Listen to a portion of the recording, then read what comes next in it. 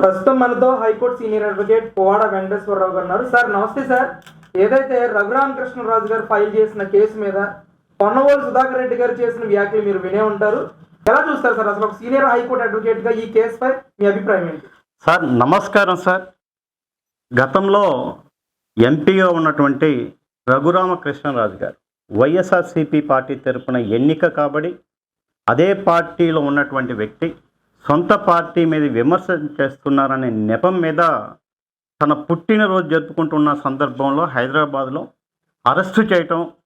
Arrest చేసిన తర్వాత remand చేయటం, అక్కడ కస్టోడియల్ టార్చర్ అనుభవించానని ఈ ఘటనకు సిఐడి మాజీ చీఫ్ సునీల్ కుమార్ గారు, ఐపీఎస్ అధికారి సీతారామాన్యులు గారు, అలానే జగన్మోహన్ రెడ్డి గారు, అలానే అప్పటి సిఐడి అడిషనల్ ఎస్పీ విజయపాల్ బాధ్యులని, ఈ తన గాయాలపై గుంటూరు జీజీహెచ్ సూపరింటెండెంట్ గారు డాక్టర్ ప్రభావతి గారు కోర్టుకు తప్పు నివేదిక ఇచ్చారని చెప్పి ఆరోపణలు చేస్తూ మొత్తం 5గురిని ముద్దాయిలుగా చూపిస్తూ అందులో గౌరవ మాజీ ముఖ్యమంత్రి వర్యులు జగన్మోహన్ రెడ్డి గారిని మూడవ ముద్దాయిగా చూపించడం జరిగింది.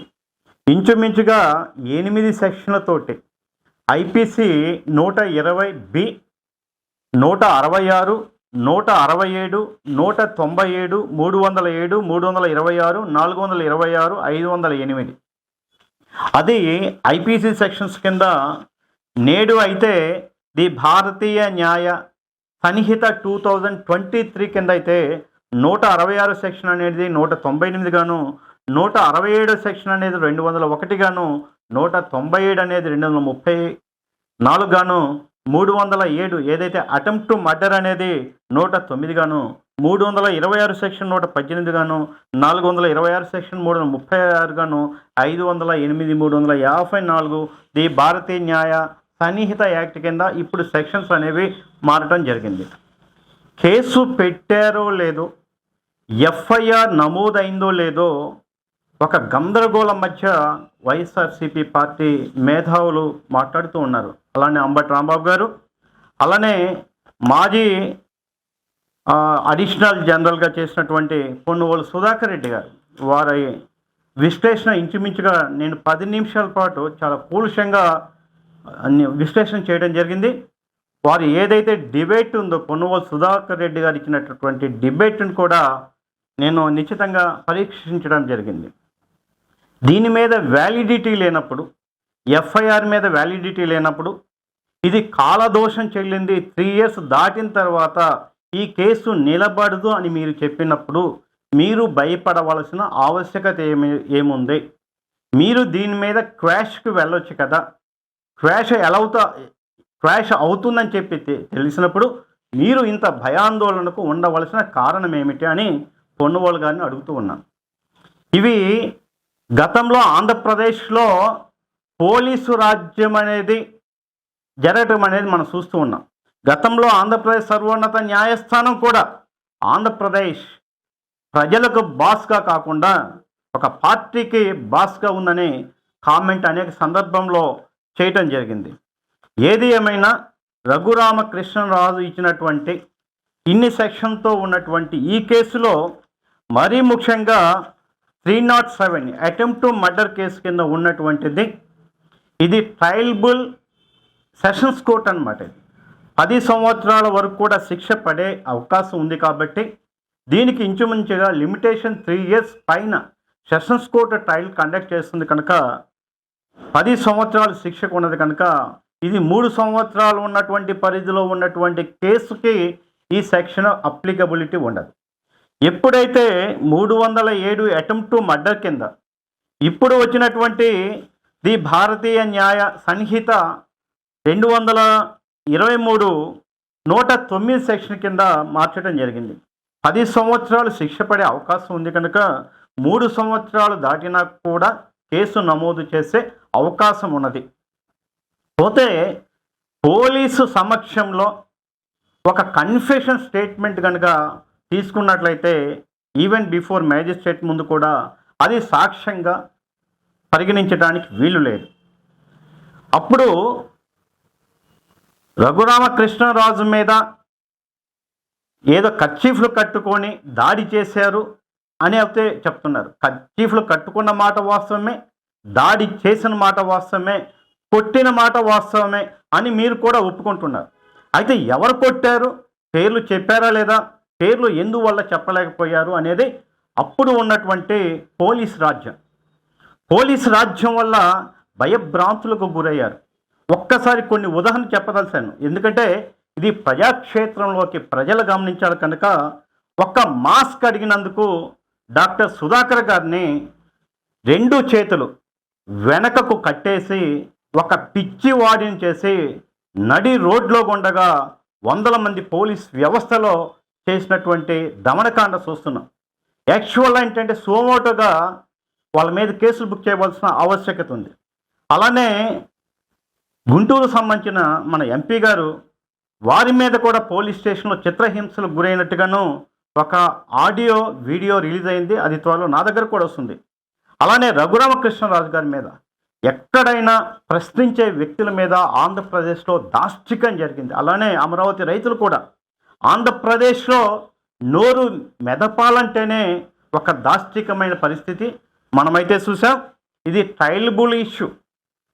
ఈయన ఎప్పుడైతే ఆగ మేఘాల మీద అరెస్టు చేయటం, పార్లమెంటు సభ్యుడిగా కొనసాగుతూ పార్లమెంటు స్పీకర్ కూడా అనుమతి లేకుండా తన పుట్టినరోజునే తీసుకురావటం, తరువాత రికార్డులను మెడికల్ రికార్డులు తారుమారు చేశామని చెప్పటం, అది భయంకరంగా కాళ్ళ మీద కొట్టినామని అన్ని వీడియోలు కూడా ఇప్పటికీ ఉన్నాయి. అన్ని ప్రసార సాధనాల్లో ఆ తీవ్రమైనటువంటి గాయాలు, కస్టోడియల్ దీంట్లో ఉండగా కొట్టినటువంటి గాయాలైతే ఉన్నాయి. దాని మీద నేటికి కూడా ఉన్నాయి. ఇవన్నీ కూడా ప్రభుత్వం మారిన తర్వాత తప్పనిసరిగా విచారణ చేపడతారు.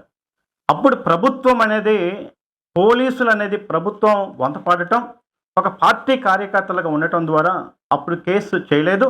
3 ఏళ్ళు అయిపోయినప్పటికీ దీంట్లో 307 అనేది తీవ్రమైనటువంటి నేరారోపణలు కలిగినటువంటి 307 అటెంప్ట్ టు మర్డర్ కేసు 10 సంవత్సరాల పాటు పనిష్మెంట్కి అవకాశం ఉండటం వల్ల ఇది కేసు ఈ స్థాయిలో కూడా పెట్టడానికైతే అవకాశం ఉంది. నేరం చేశారా, నేరం చేయలేదా అనేది పూర్తి ట్రయల్ అయిపోయిన తర్వాత మాత్రమే వస్తుంది. కేసు పెట్టడానికి కానీ, ఎఫ్ఐఆర్ చేయడానికి కానీ, ఇన్వెస్టిగేషన్ చేయడానికి కానీ, సాక్ష్యాలు సేకరించడానికి కూడా ఈ వ్యవస్థలకు అవకాశం ఉంది. మీరు ఒక్కసారి చంద్రబాబు నాయుడు గారి మీద అసెంబ్లీలో తీర్మానం చేసుకొని, మంత్రిమండలి నిర్ణయం తీసుకొని, చట్టం అయిపోయిన దాని మీద కూడా ఎలాంటి సాక్ష్యాలు సేకరించకుండానే మీరు అరెస్టు చేసి 4 సంవత్సరాల పాటు నిద్రపోయి ఏకకాలంలో చంద్రబాబు నాయుడు గారి మీద ఏకకాలంలో అనేక కేసులు పెట్టి రిమాండ్ పంపించిన తర్వాత అప్పుడు సాక్ష్యాలు అనేవి మీరు తీయటం జరిగింది. అంటే సాక్ష్యాలు ఎప్పుడు ఉన్న తర్వాత కేసు కట్టారు. ఎలాంటి సాక్ష్యాలు లేకుండానే చంద్రబాబు నాయుడు గారి మీద ఏకకాలంలో అనేక కేసులతో పెట్టి రిమాండ్లో ఉండగా సాక్ష్యాలు మీరు సేకరించే ప్రయత్నం మీరు చేశారు. ఆ రోజు పొన్నువోలు సుధాకర్ రెడ్డి గారికి ఈ రాజ్యాంగం పట్ల కానీ, ఈ కేసుల పట్ల కానీ ఆ రోజు వారికి అవగాహన లేదని అడుగుతున్నాను. పోతే వారు చక్కగా పొన్నువోలు సుధాకర్ రెడ్డి గారు ఇది విలువలతో కూడుకున్నదని, ప్రజాస్వామ్యంలో ఇది కరెక్ట్ కాదని,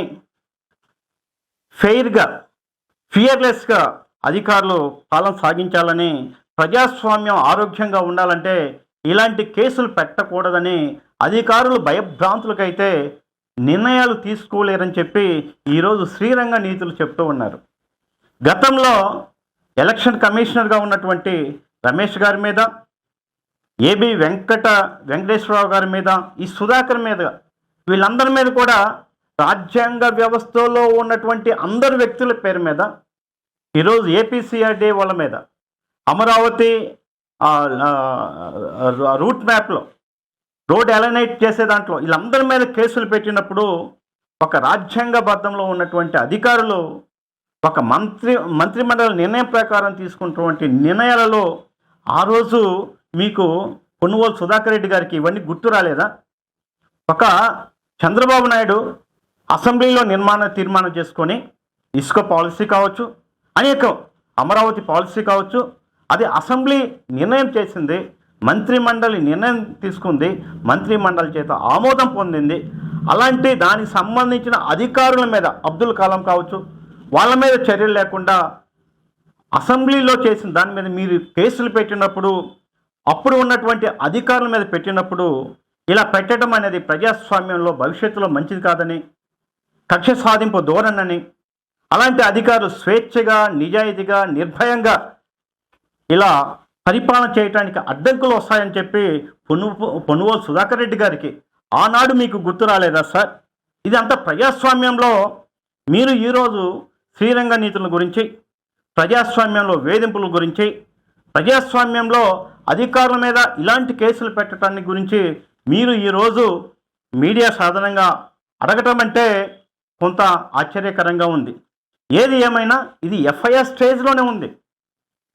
మీ గత ఎంపీ గారు రఘురామకృష్ణారెడ్డి గారు మీ పార్టీ తరఫున గెలిచిన వ్యక్తి.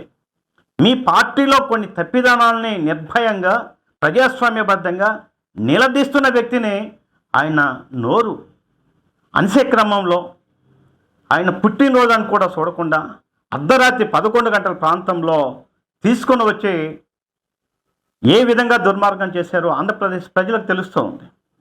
ప్రజాస్వామ్యాన్ని కాపాడాలి అని మీరు పొన్నువోలు సుధాకర్ రెడ్డి గారు అడుగుతున్నారు. ఎస్, ప్రజాస్వామ్యాన్ని కాపాడారు కాబట్టే 2024లో 11 సీట్లకు పరిమితం అయ్యారు. ఎందుకంటే మీరు చేసినటువంటి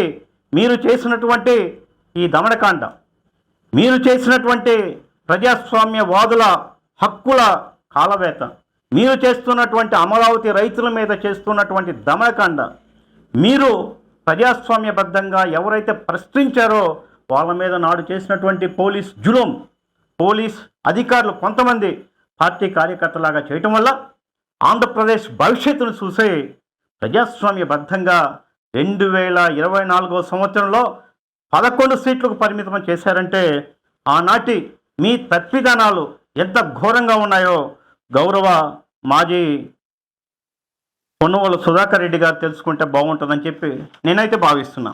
ఏది ఏమైనా ఇది 10 సంవత్సరాలకు శిక్ష పడే అవకాశం ఉన్నది కనుక అటెంప్ట్ టు మర్డర్ కింద ఈ స్టైల్ అనేది సెషన్స్ కోర్టు, జిల్లా కోర్టుకు వస్తే మిగతా అన్ని కూడా దాంతోపాటు కలిపి అన్ని విచారణ జరిగే అవకాశం ఉంటుంది. మిగతా సెక్షన్స్ అన్నీ కూడా ఇవి 3 సంవత్సరాలు లోబడి చేయవలసి ఉన్న 307 అనేది 10 yearsకు సంబంధించి కనుక వితిన్ లిమిటేషన్లోనే ఉన్నది. ఆయన 120B criminal conspiracy, 166 public servant disobedience of law, 167 public servant framing in incorrected documents, 197 issuing false certificate, 307 attempt to murder case, 326 voluntarily causing grievous hurt, 465 forgery, 506 criminal intimidation, that with 34. వీటిల్లో కొన్ని 3 years లోబడి ఉన్నాయి, కొన్ని లైఫ్కి, కొన్ని 10 years కూడా ఉన్నాయి కాబట్టి ఏదైతే ఎక్కువ శిక్ష పనిష్మెంట్ కావటానికి ఉందో దాని ప్రకారంగా 10 సంవత్సరాల పాటు కొన్నిట్ల లైఫ్ కూడా పడే అవకాశం ఉంది. కనుక ఈ కేసుల్లో విచారణ చేసే అధికారం, కేసు పెట్టే అవకాశం ఉంది. ఫెయిర్ ట్రయల్ అని మీరే అడుగుతున్నారు కాబట్టి విచారణ తోడ్పాటు చేయండి. ట్రయల్లో సాక్షులను ప్రభావితం చేయాల్సిన పని లేదు. మీరు ఫెయిర్గా వచ్చి సహకరించండి, కేసు సహకరించండి, మీరు నిరపరాధని చెప్పి నిరూపించుకోండి. అంతేగాని కేసుకు సహకరించకుండా కేసు ఇన్వెస్టిగేషన్ చేసే క్రమంలో మీరు మీడియా పదంగా పదే అవాకులు చవాకులు చేస్తూ ఫాల్స్ కేసు అని మీరు చెప్పడం అనేది సబబు కాదని చెప్పుకుంటూ ఎఫ్ఐఆర్ స్టేజ్లో ఇది కాలహరణం ఉందనుకున్నా, ఫాల్స్ కంప్లైంట్ అనుకున్నా మీకు క్వాష్కి వెళ్ళే అవకాశం ఉంది. కనుక అవన్నీ కూడా కోర్టులో చెప్పుకోవచ్చు. క్వాషన్ గురించి ఇంత గందరగోళంగా, ఇంత భయాందోళనగా ఇప్పుడే తీసుకొని ఏదో చేస్తారన్నట్టుగా గత వారం 10 రోజులుగా కేసు ఎఫ్ఐఆర్ పెట్టిన రోజు నుంచి కూడా అవాకులు చవాకులు శ్రీరంగ నీతులు చెప్తున్నారు. మీకు అలా మాట్లాడే అర్హత లేదని అయితే ఆంధ్రప్రదేశ్ ప్రజానీకం భావిస్తున్నారు. ఇది ఒక్క కేసే కాదు, మరొక్కసారి ఆంధ్రప్రదేశ్ ప్రజానీకానికి ఒక న్యాయబద్ధమైనటువంటి ప్రజాస్వామ్యంలో ఒక పౌరునిగా, ఒక న్యాయవాదిగా ఆంధ్రప్రదేశ్ ప్రజానీకానికి నేను ఒక విజ్ఞాపన చేస్తున్నాను. 307 సెక్షన్ అనేది అటెంప్ట్ టు మర్డర్ అనే సెక్షన్ అనేది భారతదేశంలో ఏ రాష్ట్రంలో కూడా కాకుండా ఆంధ్రప్రదేశ్లో జగన్మోహన్ రెడ్డి ముఖ్యమంత్రిగా ఉన్నప్పుడు అత్యధిక కేసులు తెలుగుదేశం పార్టీ నాయకులపై కార్యకర్తలపై పెట్టడం జరిగింది. ఒక అధికారంలో ఉన్న పార్టీ వ్యక్తులపై ప్రతిపక్షంగా ఉన్నటువంటి వ్యక్తులు అటెంప్ట్ టు మర్డర్ చేయగలరా? అంటే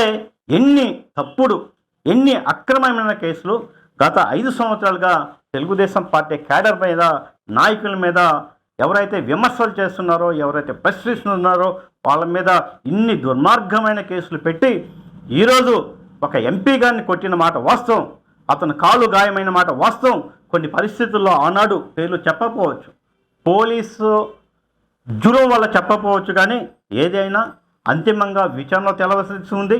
ప్రైమ్ ఆఫీస్కి ఉంది, విచారణ చేసే అవకాశం ఉంది. విచారణ అయిపోయిన తర్వాత పూర్తి స్థాయి ట్రయల్లో నేరం చేశారా లేదని అప్పుడు చెప్పగలం, కానీ ఇప్పుడు ముందస్తుగా దాని మీద కామెంట్ చేయలేం.